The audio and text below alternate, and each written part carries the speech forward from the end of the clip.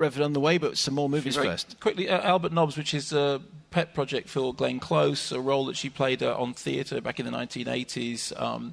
She plays butler working in a hotel. She's apparently Albert Nobbs. She's apparently a man, but she's actually been living as a man for most of her life, terrified of being discovered until she accidentally comes across a similar soul in the form of Janet McTeer. Here's a clip.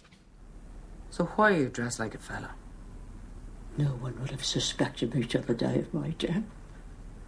If it hadn't been for the flea you brought in. So, Mr. Nobbs,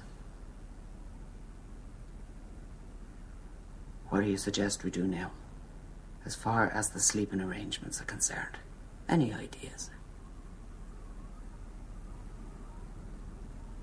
Go on. You take the bed. Go downstairs. I'll find you a sofa or something. No. So, what then? Mrs. Baker will have my hide. If she finds out you didn't sleep here, you take the bed. And where will you sleep? Here. I don't mind. Don't be pathetic. No, please. I know her. Just promise you won't tell. It's an interesting film which appears to some extent to be absolutely crying out for awards recognition, which it got, but it has to be said, not much more than that. There's a really interesting scene in it in which the characters who have been cross-dressing for large part of their life decide to go out dressed as women, and it's very, very clever because it's playing with what your preconceptions of them being male or female are, and it's basically women who have dressed as men now dressing as women but looking like men dressed up as women, and it's all to do with the gait, it's all to do with the walk, it's all to do with the stance. And at that moment you realise that you're watching two really terrific performances, because just by turning the trick on its head you suddenly realise exactly what the little details are that they've got right. For a lot of the rest of the film, there is a strange uncertainty about the way the roles play out. I mean, I like the idea of it. I like the fact that it's a fairly brave subject to take on because it invites ridicule so easily. And actually, for most of it, it does manage to keep a kind of a melancholic dourness, which I think is quite effective.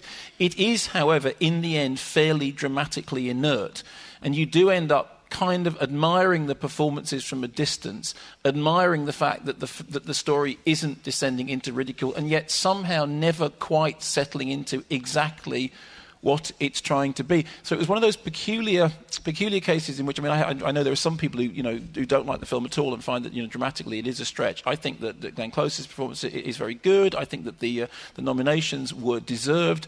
I think that there are moments in it when you realise just how good the work you're watching on screen is.